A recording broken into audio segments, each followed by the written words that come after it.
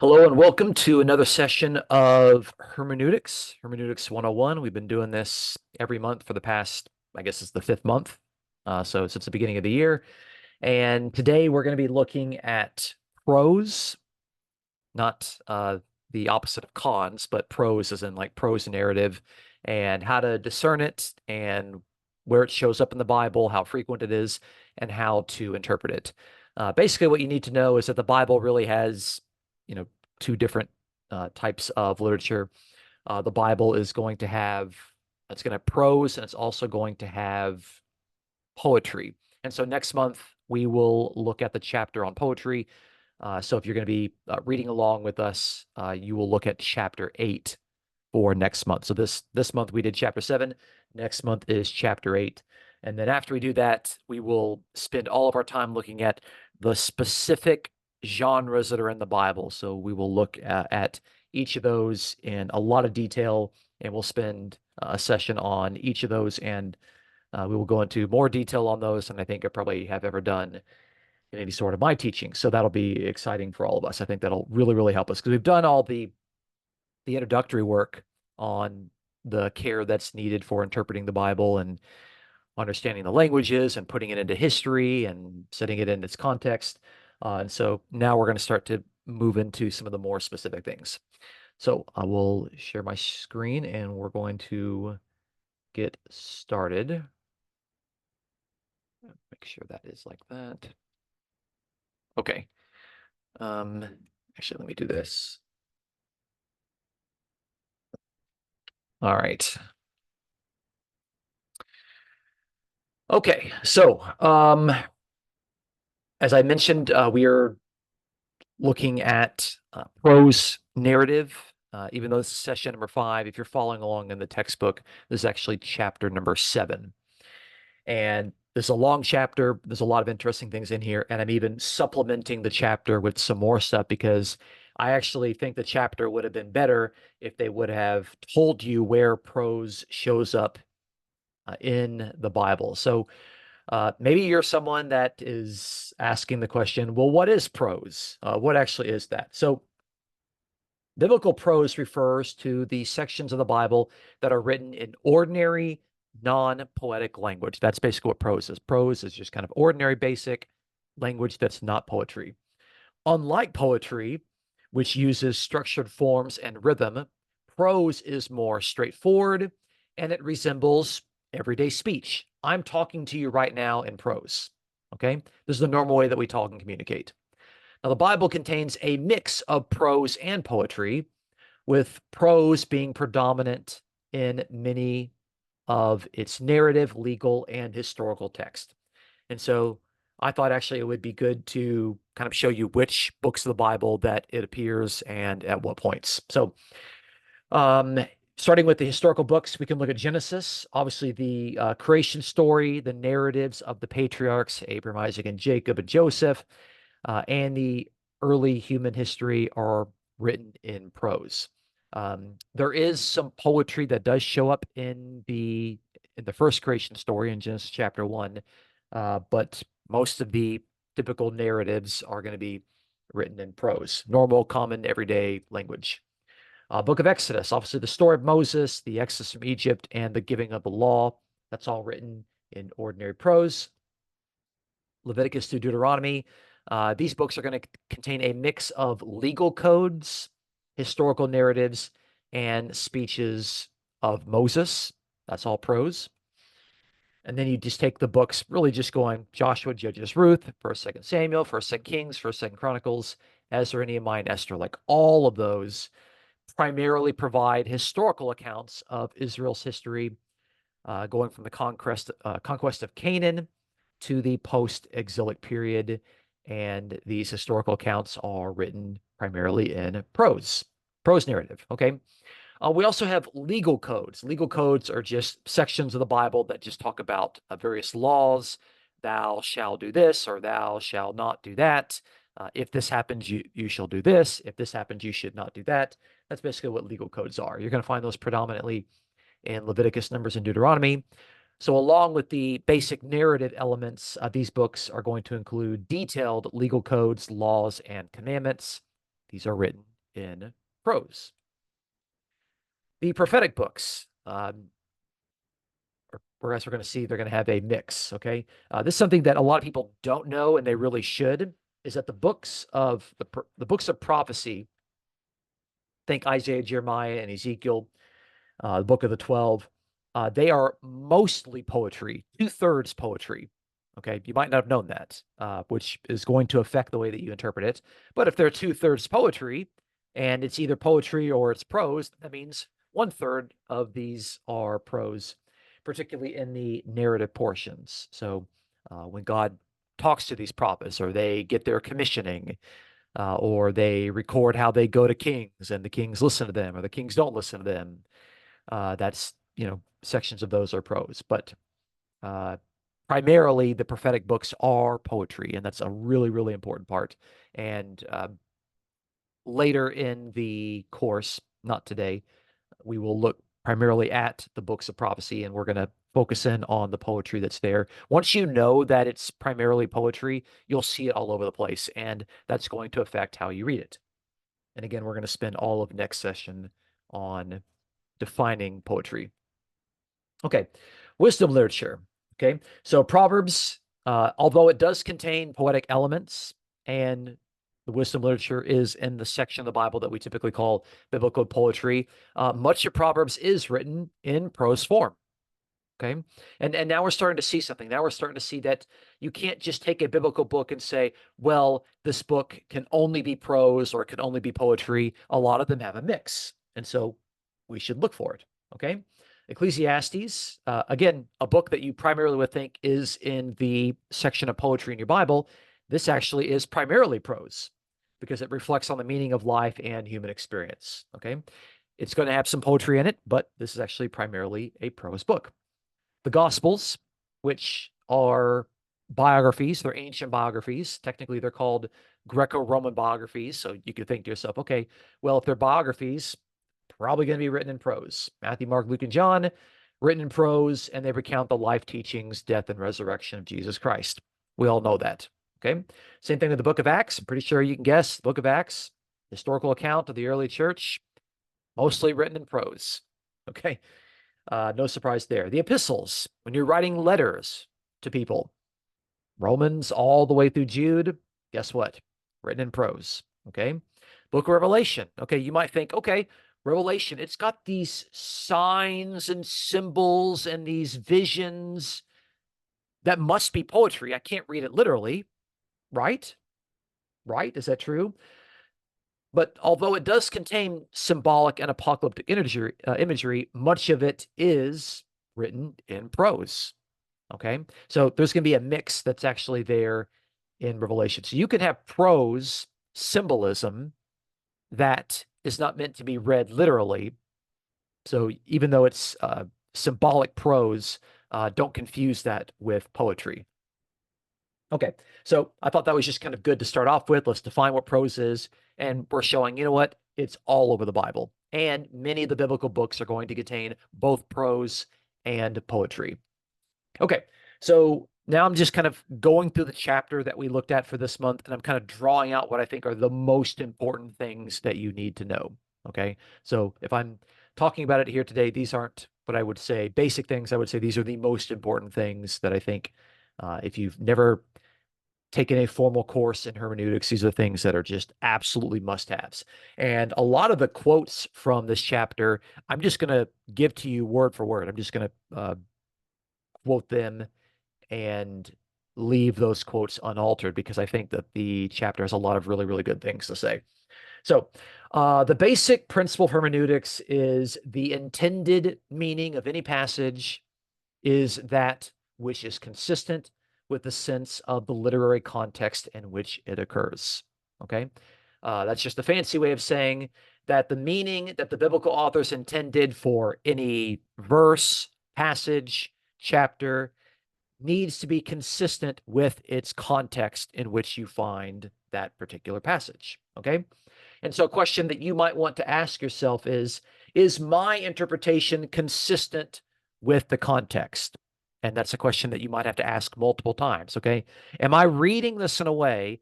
Am I coming away with a conclusion that makes sense with what has come before it and what has come after it? Okay. And it might be difficult for us to see this. Now it's easy to see when other people don't do this very well because you see other people teaching and you see them talking, you think, okay, something's not making sense there. There's a hole in your argument. Something doesn't really work. And so these are questions that we need to be able to ask ourselves. Another question you might ask is, does it flow consistently with what has gone before and what is said afterward? Okay. Especially if you're coming to a passage that is a little bit difficult to understand. If what comes before seems fairly straightforward and simple and clear, and what comes after seems fairly straightforward and clear, then make sure that those clear things kind of connect what is seeming to be difficult in the middle and try to interpret in a way that flows smoothly. Okay, that's just a general rule that I think we should have. Does it fit with the context of the surrounding chapters? Okay, so not just the immediate context, but also kind of the wider context. And what I'm going to do here is I'm going to, just to kind of make the point, I'm going to pull some verses out of their context in order to make a particular point. So I was reading through the Gospel of John because I've been working through the Gospel of John in some of my own scholarly work as of late. And I came across this interesting verse, and I'm like, I'm just going to pull like a little section here. So this is what Jesus says in John 10:37. Jesus says, "Do not believe me." That's what Jesus says. Okay. You want to talk about a verse out of context? That's a verse that could be very damaging out of context. Jesus says in the Bible, don't believe him. Okay. But what is he really saying when you read it in context? He says, if I do not do the works of my Father, do not believe me. That's interesting because you can see, the obvious problem by taking something out of its context. You take something out of the context, obviously you're going to change the meaning of what's being said there. So Jesus is saying, look, if I'm not functioning as this authorized agent of the Father, if I'm not performing his works and doing his will, then don't believe what I'm saying. Okay. He's not saying don't believe him. He's saying if this, then that. But obviously, we know from the Gospel of John, Jesus did do the works of his Father. And so we should believe that he is the one that the Father has sent. Here's another one. This one is overly famous for all the wrong reasons. Okay. And maybe you're someone that has used this passage. So this passage from Jeremiah 29:11, where God says to Jeremiah, "For I know the plans that I have for you." And this is encouraging for a lot of people because they think, oh, God has plans for me. God has a purpose, an individual purpose just for me. That's really meaningful. Okay. But in the context, there's a lot more that's going on here. So what does he say before this? In the verse before, when 70 years have been completed for Babylon, I will visit you and fulfill my good word to you to bring you back to this place, bring you back to the promised land. Why? He gives an answer. For the sort of connecting word, which we'll talk about a little bit later. For I know the plans that I have for you. So the plans that God has for Jeremiah involve the fact that he has a hope for him beyond this punishment of the exile. Okay. So to take that passage and to apply it today is ridiculously pulling it out of context because those are not the plans that God has for you. None of us are promised to go into exile into the nation of Babylon. Okay. It just doesn't work that way. Okay. I'm not saying that God doesn't have plans for individual people. I believe that he does. Okay. But you don't get that by pulling this particular passage. This is something very specific for Jeremiah. And even though it might be something that's comforting for you, that doesn't mean that that's the correct way to interpret the Bible. Okay. So we have to account for the literary context, what comes before, what comes afterwards, and the application of it comes afterwards, comes after you do the important work of interpreting the text. So those are some examples, and I'm sure we can multiply those if we wanted to. We'll actually look at some more a little bit later. So let's talk about a particular book's literary context. And so by book, I mean not the book of the Bible, but like the individual books that are in the Bible: Genesis, Exodus, Leviticus, Matthew, Mark, and Luke. Okay, so we could talk about the book's purpose, or maybe the book actually has multiple purposes or controlling themes. Okay. So if a book is going to tell us its purpose or tell us its themes, then we need to interpret the rest of that particular book in continuity with those themes.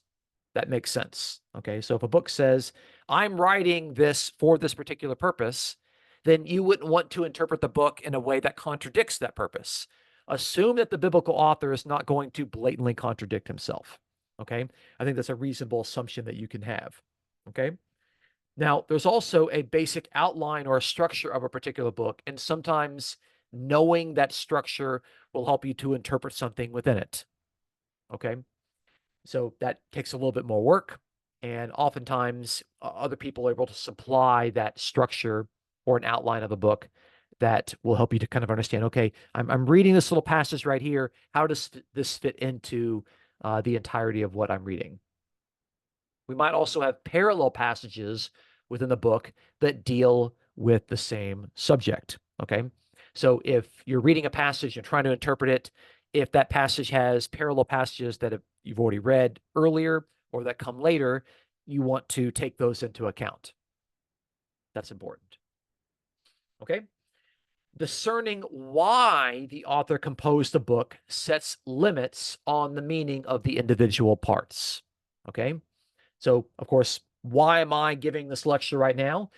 Because I want to help people understand the rules that come with interpreting the Bible. I want them to understand what hermeneutics uh, are consisted of, and I want to go through a particular textbook and break it down in a way that adult readers of the Bible can make sense of and can apply to their lives, and they can find meaning and purpose in the way that they interpret the Bible. Okay, that's what I'm trying to do. That's my purpose. Okay, so any little saying that you hear from this lecture, from any of the other lectures, of course, need to be uh, interpreted in light of that overall context.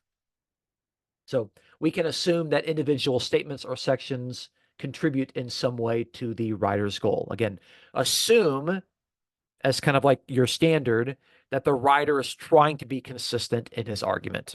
I think that's a good assumption that we should have. Okay.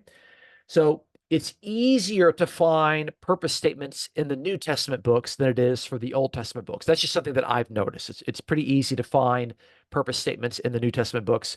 It's actually pretty rare to find purpose statements in the Old Testament books. It's also more difficult because Christians tend to be more familiar with the New Testament books. They're much more preached on. People tend to study them more often. The Old Testament books are less studied, and so people are less familiar with them. Okay. So one of the things that it's important to note, in particular for Paul, is that he will put his purpose statements at the beginning of his letters. So, for example, in the book of Romans, all scholars have concluded that his purpose statement in Romans is chapter 1, verses 16 through 17. He kind of sets that purpose statement there, and everything unfolds and contributes to defining that particular purpose. And it's been described that Paul gives us purpose statements like a rosebud, and it starts off kind of small. And by the end of the letter, you can see, oh, his argument has kind of allowed the rose to kind of like open up into bloom. Even though it starts off kind of small, eventually it's going to open up and you're going to see what that initial purpose statement was saying in kind of a small, abbreviated way in the beginning. Okay. So if you're reading Paul, look for what might seem to be a purpose statement at the beginning of his letters. That's just kind of a nice tip. Luke, of course, is going to begin his writings with this purpose statement. So the first 4 verses of the book of Luke will give you that purpose statement, and the first 5 chapters, of the book of Acts will give the purpose statement of that particular book. Okay, so that covers a lot of the New Testament. The Gospel of John is going to write his purpose statement at the end in chapter 20, verses 30 through 31. Very, very important. So make sure that you interpret the Gospel of John in light of his own purpose statement. He does kind of echo it at the beginning of the book in chapter 1, verse 12, but it's kind of spelled out very clearly in chapter 20, verses 30 through 31. Now, if a book lacks a formal purpose statement, like the many Old Testament books, we would have to infer it from a reading of its entire contents. Okay. So, what is the purpose of a book? Well, you have to read the entirety of the book in order to figure that out if it doesn't actually give you a very specific purpose statement. Okay. So, one of the things that you're learning by going through hermeneutics is that if you want to do it well, it takes a lot of work. It takes a lot of reading. Okay. If you don't do your homework, then your interpretation is going to be very bad. And many of us have listened to sermons when the pastor didn't do his homework and his interpretation of the text that he's trying to preach are not in agreement with what we, using our own common sense, would find to be persuasive. So I'm sorry to kind of tell you that, hey, if you want to do this well, you got to put in a little bit of legwork. But I'm being honest with you. You got to do that. Okay. So we also can determine the beliefs of a particular author. And once we do that, we can interpret the text that the author is writing. And sometimes the author is going to write multiple books in line with those particular beliefs. That makes sense. So, whenever possible, we should attempt to take into account all that an author has said on a given topic in other books that he wrote. Okay. And again, this is easier to do in the New Testament. It's a little bit more difficult to do in the Old Testament because if you don't have access to biblical commentaries, if you can't read Hebrew and Aramaic, it's difficult to kind of know, uh, who wrote which books. A lot of the books in the Old Testament don't tell you, who they're written by. Some books actually just have like little titles, like First and Second Samuel, not written by Samuel because Samuel dies like in the middle of the story. So obviously he couldn't have written that entire book. So don't just go by the name of the title of the book. That doesn't actually tell you who wrote it. Same thing with like the book of Hebrews, not written by Hebrew people, not written to Hebrew people. Okay. So you got to be careful with this. So I'll give you an example. If we want to make sense of what Paul means by this very, very, very important phrase in Romans called the works of the law, we should consult the arguments in the earlier book that he wrote, Galatians, where Paul also talks about the works of the law. Okay, so that's important. Okay, so Paul has written something on a topic earlier, and we're reading one of his later books. Then it makes sense that, hey, let's see what he's already said a few years earlier, and then we can build on it in the passage that we're looking at right now. Of course, that involves dating the particular books, and that might be a little bit more work. But generally, good study Bibles will have proposed scholarly dates in the introductions to each of the individual biblical books. So that would help. Okay. All right. While this principle is important, the interpreter must be careful in selecting which works were actually authored by the same person, being aware that there are debates concerning the authorship of some of the biblical books. Okay. Uh, here's a popular example. It's popularly thought that the first 5 books of the Bible were all written by Moses. Okay. That's a popular belief. Okay. That's not the current scholarly consensus. So if you're thinking, okay, what did Moses believe on a particular topic? Although it might be popular to assume, oh, let's just go to, Exodus or Genesis, that sort of thing. That's not what most scholars think today. So this is why we have to have some care when it comes to this particular role. Okay. And again, very, very good study Bibles will discuss this in the introductions to each of the individual books. Here's another example. The book of Revelation is written by someone named John, but most scholars do not think that the evidence points to this being the same person responsible for the 4th gospel, the gospel according to John. Okay. They have different vocabulary that they use. They have different writing styles. They say different things.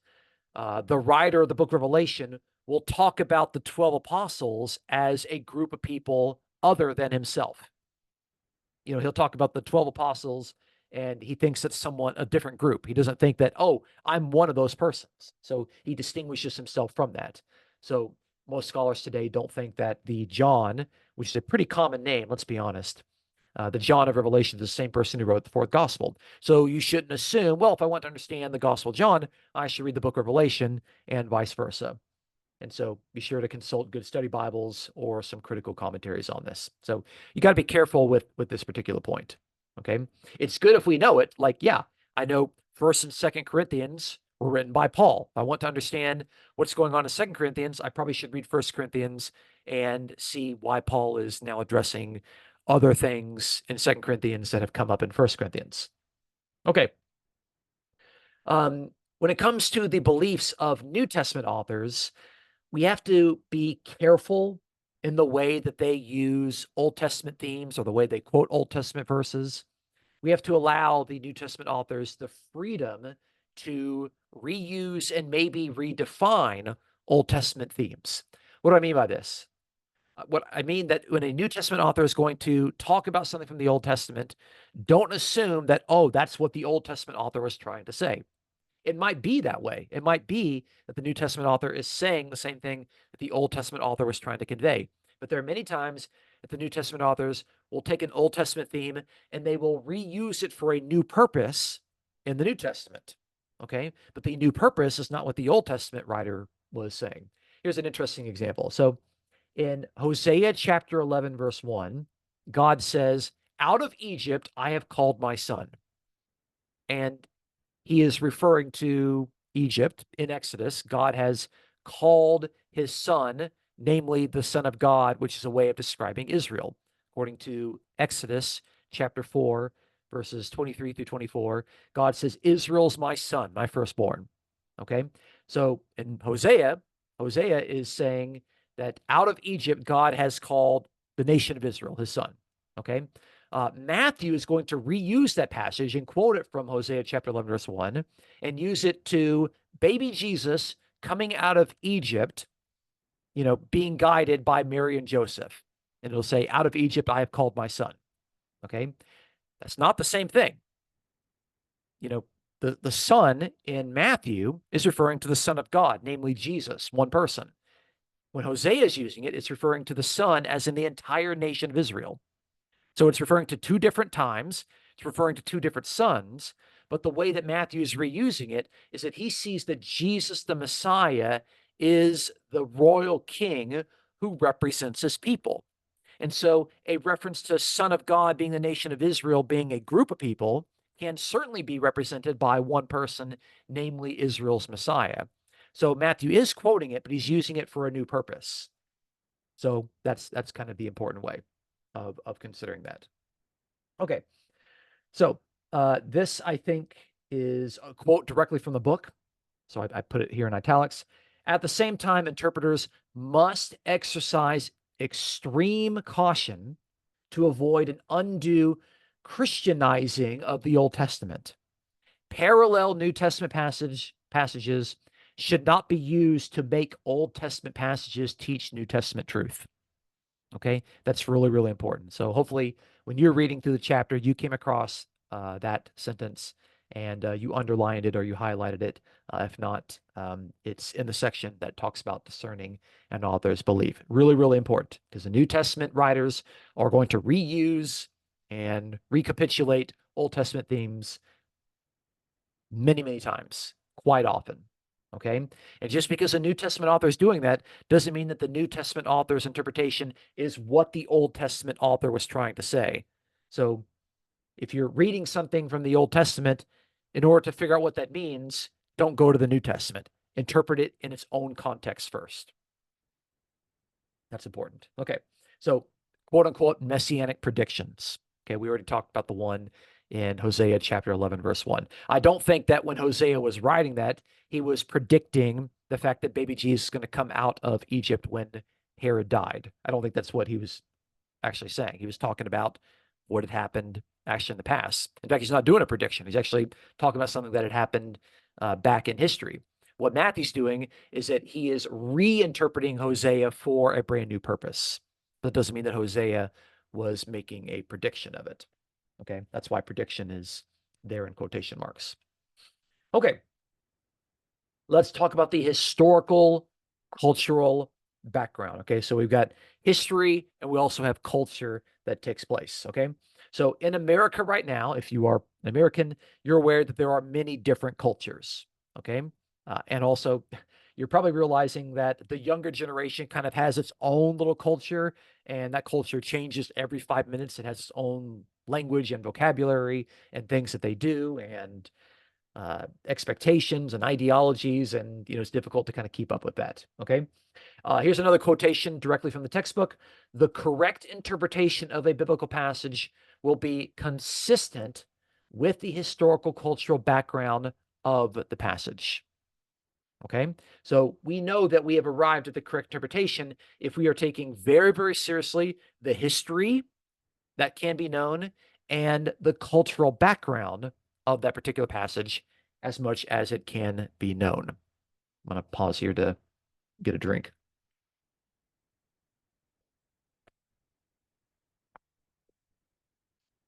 Okay. Now, I know what some people are thinking. They're thinking, okay, if I have to do history, that's just too much work for me. I have to go back and figure out what is the culture of 8th century BC Judea. That's just too much work for me. And I understand that. For a lot of people, that just might be too much work for them. Okay. Good study Bibles will help you with this, but it is something that's really, really important. Okay. So we're going to talk about three aspects of historical cultural background. The first one is going to be perspective. Okay. So both the writers of the biblical books and the recipients, that is the initial readers, shared the same cultural background and information. And they lived in the same time of history. So they will never make explicit their perspective. It was already shared and taken as a given. Okay. So Mark is writing, I would say in the middle to the late first century, and he's writing to his original audience. They live in the same part of history. They share the same background. They share this information. So they're not going to tell each other that because they already agree on it. So we shouldn't expect as modern readers that the author is going to tell us that sort of stuff. He might reveal a couple of hints and clues, but he's not writing to us. He's not trying to tell us something that he understands from his time period that we need to know for our time period. They had no idea people would be reading this in 2024. They had no idea it would go that long.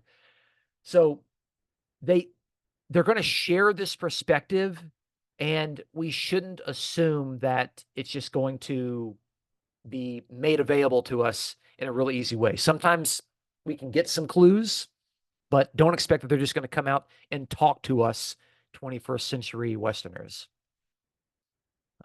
or Easterners, depending on where in the world you're watching this. Books have to be situated in history, in geography, and in the context of whoever is ruling. Okay, that's part of the perspective and the background. So we've talked about how the biblical writers could be writing, during, or at least telling stories during the reign of Pharaoh, during the Babylonian period, or the Persian period, or the Greek period, or the Roman period. And each of those are going to have a variety of different kings and a variety of different rulers. So let's just take, for example, just the New Testament. Just the New Testament, okay? Jesus was born during the reign of Augustus. Okay, Augustus was the first Roman emperor. Okay, Julius Caesar wasn't the first emperor. That was still during the time of the Republic. Augustus was the first emperor, but Jesus died during the reign of the next Roman emperor, which was Tiberius. Okay, the stepson of Augustus, if I know that right. We learn from the book of Acts, but also we have Roman sources that tell us this, that the Jews were expelled from Rome during the reign of Claudius. Okay. But Paul did most of the writing of his letters during the reign of Nero. Okay. Revelation was written during the reign of Domitian, and Domitian ruled from 81 to 96 AD. Okay. So you got different rulers. And I mean, you probably know, if you're an American, you know that the culture of America depends greatly on who is in the White House. Okay. For better or for worse. Okay. So, you can't just say, what is American culture like? The question is, what is American culture like during the reign of a particular president? Okay. So we have to kind of take these things seriously. So things are going to be a little bit different depending on who's in charge. That much is true. Okay. Unless you're living under a rock. And if you're living under a rock, see what I'm telling you here. Okay. We've got to put these things in the context of history, geography, and in the understanding of who is ruling at a particular time. So that's perspective. Okay. The second part is going to be mindset. Mindset. Okay. So human language is going to be culturally conditioned. Okay. The language that I'm speaking to you right now, I'm assuming is going to be understood by you because we share the same culture. If I'm not able to communicate to you, then my assumptions on the shared culture that we have are misunderstood. That's my fault. Okay. So, of course, the biblical writers, if the writers are sharing the same culture that the recipients have, then their language is going to reflect that. And because cultures evolve, cultures change, languages change, times change, then that language is going to change as well. Okay. The meanings of words change over time. Okay. Statements mean different things to different cultures over time. We might find something offensive that ancient people didn't. And ancient people might find certain things that are offensive that we don't think are offensive. Okay. There might be things that I think are offensive that you don't think are offensive. Okay. So you can see like language is going to have different meanings to different persons. Okay. And so our job as interpreters is to try to figure out what did these ancient people mean with their language in their particular time period. We have to figure out what they were trying to say. And what we mean by that language really is kind of irrelevant, except for the application part of it, which is how do we take that ancient message from a passage and apply it to our own lives today? That's an important part if you are a believing Christian in the role of interpreting. So authors may intend purposefully to shame their original readers. Okay, a lot of the biblical prophets are writing in a way to condemn and to shame their readers. The hope, of course, is to bring them to repentance. Other times, the intent might be to comfort and encourage. And often, the same book will both rebuke and give hope. If you read the teachings of Jesus carefully, he will summon you to repentance. He will say, repent because the kingdom of God has drawn near, and he will give you hope in light of the promises of those kingdom if you do, repent and follow his teachings. Okay. If you don't do that, he also is going to talk about judgment and death. He's going to talk about weeping and gnashing of teeth. Okay. But the purpose of those words of shame and judgment are to convict you so that you'll change your behavior. Okay. And obviously, if the book is trying to give hope and comfort, then that's what you as the reader should walk away with. So we have to kind of keep the mindset of what those authors are trying to do. Okay. And oftentimes I've noticed that the biblical prophets, when they are preaching judgment, they're preaching judgment to people that are far too comfortable. They're far too comfortable in their lives. They're too comfortable with their sin. They're too comfortable in having a broken relationship with God. And so the authors have to break that comfort by preaching judgment. Okay. But if people are convicted or they're suffering or they're persecuted or they're broken because of their sin, then the writers are going to write words of comfort and hope because that's what they need after that. Okay. So we've talked about perspective, we've talked about mindset, and now we're going to talk about contextualization. Okay. Basically, this means taking the context of what the original author said and bringing it into our own context whenever you're interpreting the Bible. So I'm recording this in May of 2024, and hopefully this gets a long shelf life and you'll be watching this for years to come. Okay. Once we grasp the originally intended meaning of a verse, we need to bring it into our modern context for consideration. Okay. Because just interpreting what a text meant back then is not the end of the interpreting process if you are a person of faith. Okay. If you're just interpreting the Bible because you're interested in history or you're interested in the study of religion, then that's where it's going to stop. You're not going to apply it to your life. And I get that. That's fine. But the process of taking these ancient words and applying them to our own context requires its own mode of interpretation called contextualization. Now, you should know this, and I think it's pretty obvious, but I kind of need to say it. Not all passages will find equal relevance for modern application. Okay. The census numbers of the tribe of Issachar in Numbers chapter 1 and verse 28 are probably less relevant to how you live your life than Jesus' beatitude about gentleness in Matthew chapter 5, verse 5. Obviously, okay? Both are inspired scripture, okay? But one of them is clearly more relevant to you than the other, okay? That much is clear, okay? So if you are a believer, then you would say that these are scriptures, and the scriptures are inspired for the purpose of finding application, but not all application is equal. Even in the New Testament, a verse that says Jesus came down from the mountain. Okay, you're probably not going to get a lot of people amening that.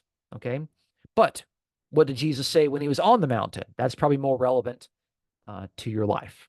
Okay, so you have to kind of find what passages are going to be more relevant than others. Okay, this is why Christians tend to gravitate towards the New Testament, because it's much more relevant than the Old Testament, although the Old Testament is relevant in many ways.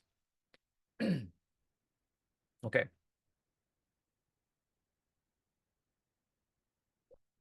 So nothing I've said thus far really should come as a shock to you. Everything I've said should kind of be getting some head nods from those of you that are listening.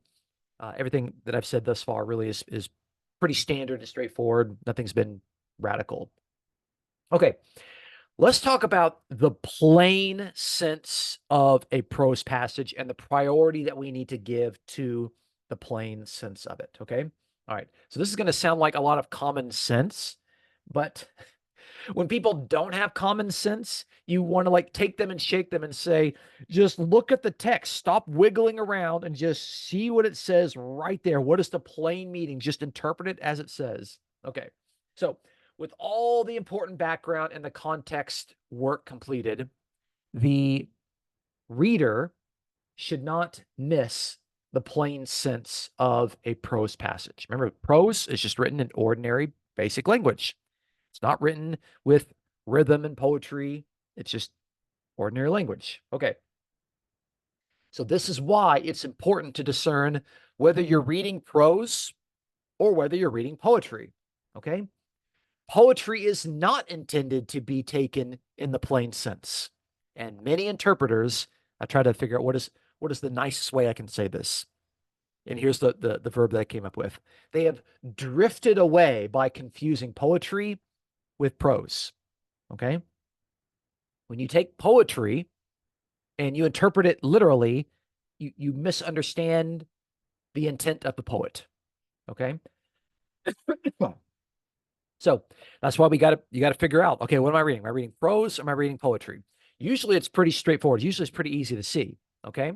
But sometimes people don't realize how often an author can just switch from prose to poetry. And he's obviously not going to tell you that he's doing that. And it's pretty common. So we have to take that shift very seriously. Okay.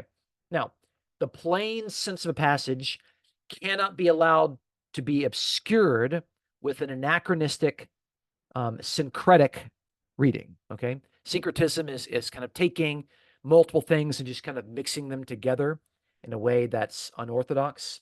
So here's an interesting quote. I didn't put the end quotation marks. So assume there's an end quotation mark at the end of this. From the book, where it says, most Christians view syncretism negatively, for the mixing of Christian beliefs with tenets of other belief systems result in an, sorry, I don't have my glasses, amalgam, excuse me, that is non-Christian. Okay. When you take a Christian belief and you mix it with a non-Christian belief, you come up with something that is non-Christian. Okay. And anyone that understands the development of the doctrine of the Trinity knows exactly what we're talking about, which is why it was interesting that this particular book talked about this, because they know the rule, but oftentimes people don't follow it. But it's pretty clear. Okay. The plain sense of it can't be obscured with syncretism and historical anachronism. Okay, so here's a couple of examples. Okay, Platonic views of the immortal soul. The writers of the Bible were not Platonists. They probably had never read Plato. Okay, some people, I don't know why this is, but a lot of Christians, they kind of view what goes on in the world and they're like, oh, that's karma. That's what you deserve. That's not what the biblical authors believed. Okay, here's another one that hopefully it's not opening a can of worms.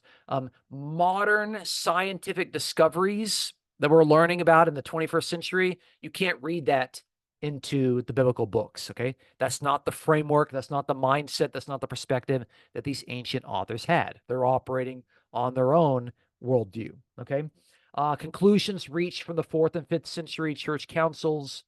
Obviously, that comes with the development of the Trinity, the dual nature of Jesus, and everything that kind of goes with that. Obviously, a lot of other stuff happened in those councils, apostolic succession, praying to the saints, that sort of stuff. You can't read that back into the Bible. Okay, that's anachronistic. Can't do that. I like to use this example because it's unique, and I came with it on my own. But in Genesis chapter 12, Pharaoh gave Abraham some camels. Pharaoh gave Abraham some camels. That doesn't mean that Pharaoh gave Abraham a box of cigarettes, okay? Because camels, as a brand of cigarettes, weren't around at the writing of Genesis, okay? That would be to import anachronistically something from a much later period into the biblical text in a way that would obscure what the text is saying, okay? So Pharaoh did not give Abraham a box of smokes. He gave him camels, the actual animals.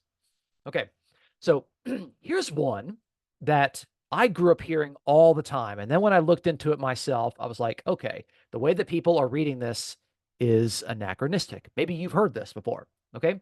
So in Matthew chapter 19, verse 24, Jesus says, again, I say to you, it's easier for a camel to go through the eye of the needle. No relation to my previous camel joke. It's easier for a camel to go through the eye of a needle than for a rich man to enter the kingdom of God. Okay. So what is a camel and what is the eye of a needle? Okay. So we're reading this. Okay. What does Jesus mean? Okay. Now, some scholars and commentators have suggested that the eye of a needle might refer to a small gate or a door in the walls of ancient cities, which was difficult but not impossible for a camel to pass through, especially if it was unloaded and knelt down. Okay. Maybe you've heard this interpretation. Maybe you believe this interpretation. Okay. However, there is no strong historical or archaeological evidence to support the existence of such a gate in Jerusalem or in any other city in that era. No historical or archaeological evidence. Okay.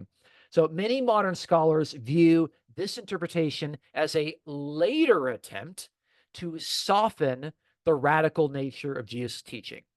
So people have said, well, Jesus, he couldn't be saying that it's practically impossible for a rich man to enter into the kingdom of God by a big camel to go through the eye of a little needle. Okay. Can a camel go through the eye of a needle? No, that's impossible. Okay. So the interpreter said, well, Jesus, he couldn't mean that. So let's find this other meaning to where it's not impossible. It's just it could happen if you just kind of like kneel the camel down and you kind of push him in there. It's like, yeah, it's true, it could happen. That's not what it means. Okay. So that's like that understanding of what the eye of the needle was in the time of Jesus did not exist. Okay. They did have needles, they did have sewing. And so that's what Jesus is saying. Okay. And again, that just makes understanding his words all the more serious. Okay. So that's taking the plain sense of a passage in the way that it could have been understood in that time period. Okay. We can't take later ideas and read them back into ancient text. Okay. And we got to be careful with that because sometimes we might think that we're doing that, but it's we get our history mixed up and we might make some mistakes. Okay.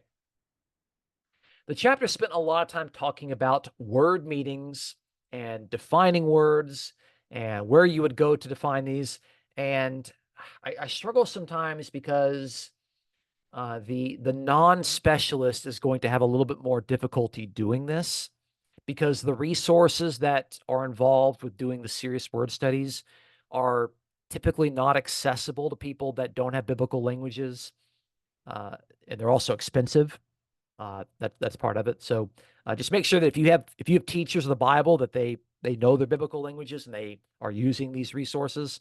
Otherwise, they're not taking seriously the meaning of these words. And if we can't even agree on the meaning of words, we can't have any communication at all. Like everything just breaks down. Okay. Here's another quote directly from the book. I just wrote it word for word. The correct interpretation of Scripture is the meaning required by the normal meaning of words in the context in which they occur. Okay. Any passage of Scripture, the meaning of it is required by the normal meaning of words in that particular context that you find them. Okay. Here's another quote I thought was really good. Okay. This entire section of the chapter was just full of excellent quotes. Okay. Interpreters must deliberately pursue what the original words of a passage meant at the time they're written in the context in which they occur. Okay. What did a word mean originally in that particular passage at the time it was written? Okay. Because words change meaning over time. Okay. And of course, if you're reading an English translation, you're already reading it through the filter of a particular translator. And oftentimes, words in Hebrew and Greek and Aramaic don't have perfect uh, bridge words in English. Like sometimes we don't have good English words to describe the meaning of these ancient words. The common example that I use is the word for believing or having faith, the verb to believe or to have faith, but even the noun believe and faith in the New Testament. That's not a good. We don't have a good English word to translate the verb pistevo and the noun pistis, which basically mean trust, loyalty, and obedience. We don't have an English word that means trust, loyalty, and obedience. Faithfulness is the best thing I can come up with. So that's if we want to know that, we got to go back and look at the original meaning of those words. Here's another quote. I mean, we're just full of quotes here. To know the meaning intended by a speaker or writer, interpreters must discern which meanings make the best sense in its context. Okay. So a word might have several meanings. Okay. Like the word hand. Okay. If I say, hey, I've got a hand right here, but if I say, like, hey, can someone give me a hand? I'm not saying, give me your hand. I'm saying, hey, can you help me with something that I'm doing? Giving someone a hand could also involve giving applause to somebody. Okay. So same word could have different meanings in different contexts, obviously. So when we're reading something, we have to figure out, okay, if this word has a variety of meanings, and let's be honest, nearly every word has a variety of meanings. What is the most appropriate meaning that makes the best sense in its context? Okay. And this is difficult to do because oftentimes we want to interpret things in order that they make sense based on what we already believe. Okay. We kind of start with what we already believe and we interpret things in order they fit what we believe. Well, what if what we believe is wrong? If you ever believe something that you found out later wasn't true and that you were just reading passages to reinforce what you already believe, that's why we can't do that. That's why we have to, as this warning is telling us, interpreters must discern which meaning makes the best sense in its context. Okay. So we figure out what the verse means first, and then we decide what our beliefs are. You don't start with your beliefs and then you interpret it, because then you're just going to just be telling yourself that everything you believe is right, and you're just going to be living in that echo chamber. Okay. So you shouldn't be thinking, how do these words make me feel, as often is the case today? Okay. It's not about how does it make you feel. Okay. It's what would this mean most appropriately in its own context, and what interpretation would make best sense in that context. Of course, as we've talked about, words change meaning over time. A good example of this is that the noun witness, okay, at the end of Luke, you will be my witnesses beginning in Jerusalem, okay, which means you're going to be people that are going to speak about what you've seen and heard, Okay. It doesn't mean the same thing as someone who is a martyred witness in the book of Revelation. That's because the word for witness in Greek is the word martis. Okay. But the witnesses, according to Luke, are just people that are speaking about what they've seen. In the book of Revelation, the word witnesses have taken on a new meaning as people who are dying for what they're talking about. That's why it's probably best to not even translate it as witness in the book of Revelation. You should just translate it as martyr. Okay. So there we can see the word transforming its own meaning even within the New Testament, even over the course of probably, I don't know, 15 to 20 years. The Gospel of Luke might have been written somewhere around like 75, maybe 80, maybe even 85. Revelation, maybe somewhere in the 90s. Okay. So a word can change meaning just like that. And if you're familiar with our culture, you could see that words change meaning very, very quickly. Okay. Certain political parties like to change the meaning of words when they best suit them. Okay. If you know what I'm talking about, you know. Okay. So we have to avoid reading in to the text meanings of later periods after the New Testament. That's really important. Okay. So some people think that, God, the word God means the triune God. Okay. That's what they've been taught in their Sunday school class. And so they read that back into the Bible. Okay. But that's anachronistic. Okay. It's historically anachronistic. You can't read these later concepts back into the New Testament. Okay. We have to avoid that sort of understanding. We have to allow the biblical text to define their own terms. Okay. Now, in our culture today, if you want to look up the meaning of a word, you would go to something that's called a dictionary. Okay. For biblical studies, the dictionaries are typically called lexicons. Okay. And the lexicons are going to be divided. There's going to be a Greek lexicon, there'll be a Hebrew lexicon, there might be a Hebrew and Aramaic lexicon. And so they take basically every word from the Old Testament or the New Testament, and they're going to give you a definition of it. Okay. So they're called lexicons. So if you're interested in this and you're going to Amazon, you don't type in Bible dictionary. There are Bible dictionaries, but that's not the kind of thing you're looking for. Okay. A lexicon is a dictionary of biblical languages. Okay, so they're going to define the words in the original languages. Now, if you want to, as a non-specialist, really try to dig in and figure these out, what you'll want to find is a lexicon that is coded with Strong's numbers. Okay, that's the best thing you could do because you can't read the original words. Okay, and you can't tell by looking at it what sort of form it is. You can't parse the verbs. You can't decline the nouns. You're having if you don't know Hebrew, you don't understand that a word is going to begin with a prefix. It's going to end with a pronominal suffix. You can't determine what those are. You don't know what they are. You don't understand the grammar. So if you want to try to do it, there are lexicons that are coded with the Strong's numbers, and that's the best you can do. It's better than nothing. Okay, so if you really kind of want to sludge your way through it, that is an option. Okay, the better option, of course, is to take the time to learn the biblical languages. And if you're disciplined enough, you can teach yourself those things. If you want resources on that, just let me know in the comments section below, and I can help you out with that sort of stuff. Okay, here's another excellent quotation. I think the best one when it comes to word meanings. Okay, they must exercise care to avoid simply and illegitimately imposing one of the possible senses onto a specific use. This temptation is especially great where one meaning fits the interpreter's theology or preferred position. Okay. This is saying that the temptation that we have to avoid is to just interpret the meaning of it based on whatever our theology is. Okay. Because if you do that, that fits your theology, but someone from another church does that to fit their theology, there's no way you two are going to agree on anything, okay? Because you're just interpreting it subjectively. They're interpreting it subjectively. We can't agree on anything, okay? So we have to interpret it based on what we had said earlier, okay?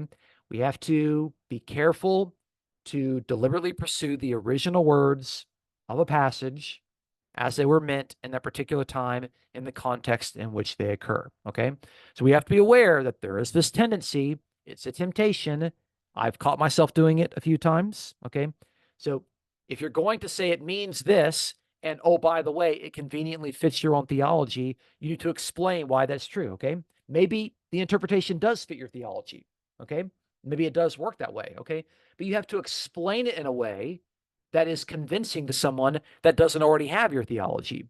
You don't have to begin with a particular theology in order for a verse to make sense.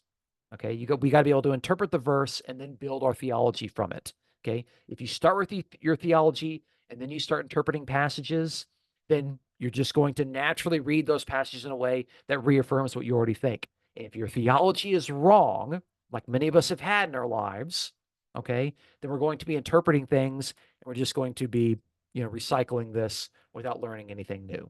Okay. So this is going to be the most difficult thing for us to do because it requires a lot of self-control, a lot of restraint, and a lot of kind of neutral thinking when it comes to things.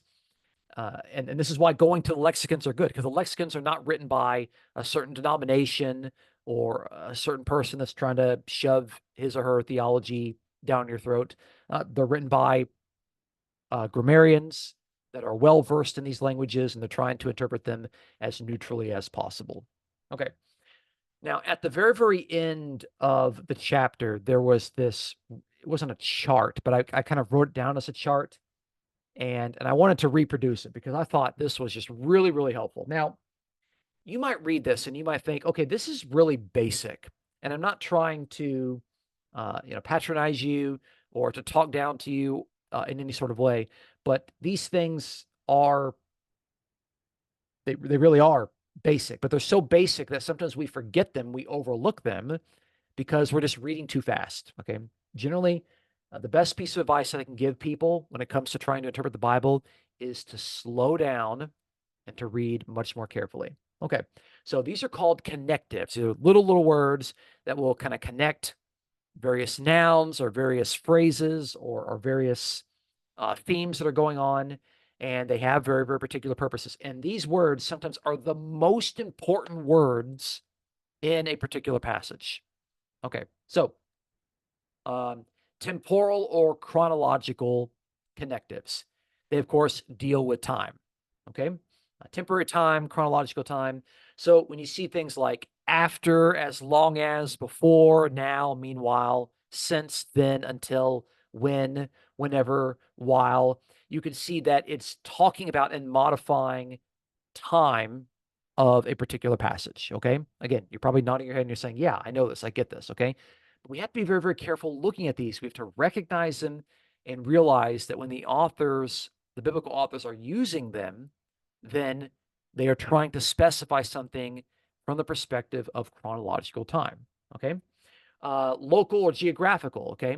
So when it comes to dealing with a place, they might say where this took place, or besides the sea, or upon this rock, or above the earth, or under the land, or, below the ground, on this, over it, at it. Okay. So those prepositions are going to be really, really important for understanding place. Sometimes direction will be there. So, he went to this person, or they went towards Jerusalem, or the words have come from the mouth of God, that sort of thing. So direction and directional words.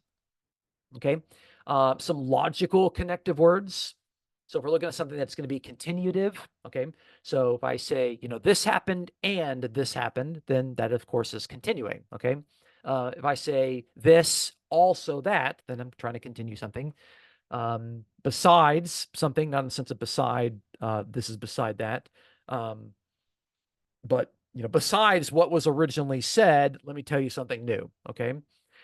Sometimes you'll have this connection in verses. You'll see it in the New Testament in particular, because it's a particular Greek construction.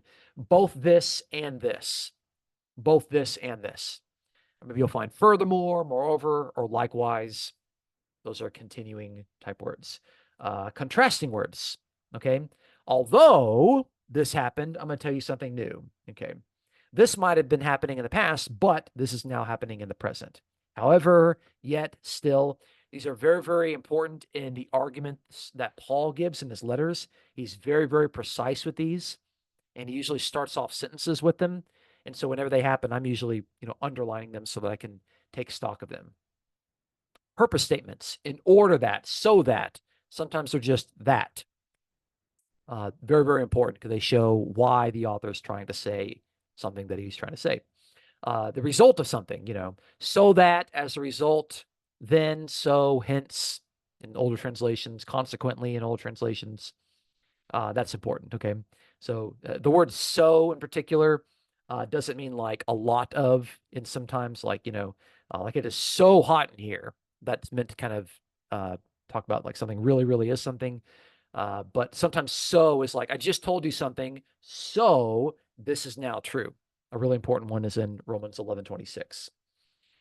Okay, inference words, logical inference words, therefore, thus, then, wherefore. If something is saying therefore, or also even the word for, you want to kind of ask the question, okay, what was just said right before that? Okay. Logical reasons, as, because, for, inasmuch as, since, whereas, and why, especially why. Those explain a reason for us. Sometimes there are logical conditions, as if this, or as though this, if this is happening, unless this. Remember, we saw that example earlier from John's Gospel. If I don't do the works of my Father, don't believe me. Okay. But I pulled the passage out of context. I'm like, hey, Jesus says, don't believe me. But really, it's governed by a conditional statement. If I don't do the works of my Father. Okay. So the passage only makes sense if you understand that conditional phrase. Sometimes there are concessions, although this, yet this, while, or unless.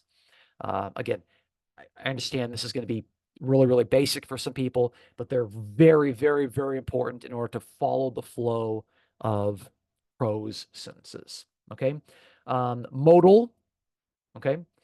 Modal ways of talking about conversations. So agency or means, which is like someone did something by an agent or through an agent, by means of or with an agent. The manner. My screen went down. So the word for manner goes with the word as, like I did something as this. Comparison goes with also as, or as and so, just as, indeed, and likewise. And then an example would be like for, or for an example, indeed, or namely. So I'm sorry that my line there got cut off. So sorry about that. Oftentimes, emphatic types of connectives are important, and they're difficult to see sometimes in English. They're much more easier to discern in the original languages. But sometimes you'll see something like indeed, or only, or finally. Those are there to give emphasis to a particular passage. Okay, so I kind of felt like that's a good summary of interpreting prose. But I thought, as I typically do, I want to kind of give you some applications, and I think I have five applications, 5 things that you can take these hermeneutical rules that apply to interpreting biblical prose, and you can apply them to your life right now as soon as this session is done. Number 1. Okay, so we need to recognize the difference between prose sections and poetic sections, knowing that both are often contained in the same document and that they have different rules governing their interpretation. We spent this entire section looking at the rules governing prose. Next month, we'll look at the rules governing poetic sections. That'll be chapter 8 if you want to read along.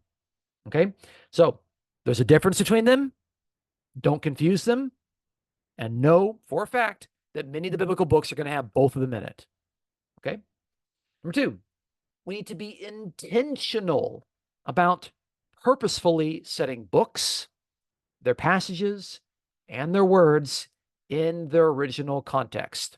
And we need to be intentional about being willing to listen when someone suggests that we might have forgotten to do this. Okay. There are many times that I go to somebody who's trying to give an interpretation of a passage and I say, yeah, but you've left out this particular piece of context. Okay. That's really important. If we want to interpret something, we have to take into account all of the data that we have available. If we're just looking at some of it and we're ignoring other parts of it, then we're not going to be giving the most accurate interpretation of passage that we possibly could do. Okay. So we've got to be intentional. We've got to be purposeful. We've got to take the time to do this. And we got to be willing to listen if someone comes along and says, hey, have you considered this piece of context that you might have left out? Let's be at least willing to listen to those people to see if they are, very nicely and helpfully reminding us of something that we might have overlooked. Okay. Sometimes we'll do the best we can, but sometimes we make mistakes and we overlook some stuff. Okay. All right, number 3. If we are unfamiliar with the various kingdoms, rulers, and eras of history in which the biblical authors wrote, we should make an attempt to familiarize ourselves with them in order to be better informed as readers.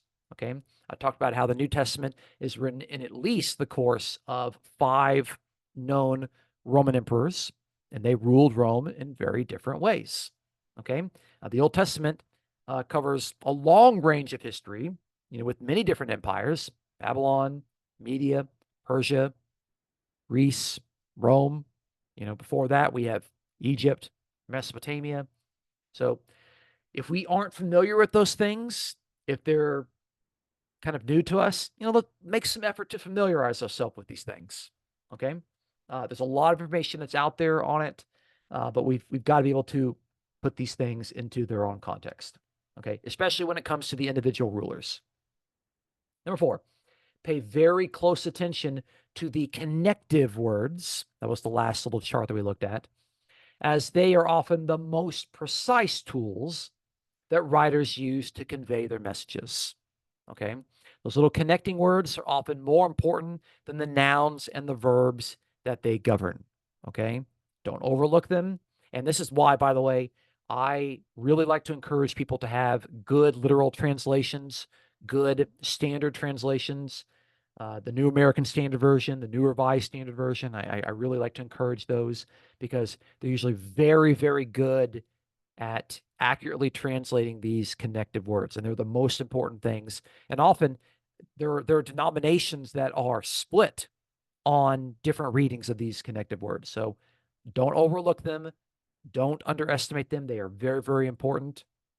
Little words like for, in, because of, for this reason are often the most important words in the verses. So don't sell them short. And lastly, it's usually good when you're interpreting the Bible to do it in a group, do it in a community. So get the opinion of others in order to keep your personal interpretation balanced. Okay. If you're by yourself, you can come up with a lot of weird and wacky stuff. You might not know everything. It's best to do Bible study in a community of people that are all focused on obeying these rules. And it's good sometimes to bounce ideas off of other people. I know for me, and I'm a biblical scholar by training. If I come up with an interpretation of passage that I know sounds a little out there, I'm going to run it by a bunch of other people that I trust. I'm going to say, hey, tell me the truth. What do you think? Give me, give me your honest opinion on this thing. Because I want to make sure that I'm balanced on this and I'm not going off on the deep end, going out in left field. Okay. All right. For those that are still watching, thanks so much. If you want to be a part of these teachings, we do them at the end of every month. We do them the last Friday of the month. So if I'm looking ahead to June, pull up my calendar here and making sure I'm not going to be out. That's going to be June 28th. Okay, that's when we're going to do the next one. And just let us know, and you can be a part of this. Of course, you're probably watching this on YouTube. And thanks for watching. Hopefully you've enjoyed this, and take care.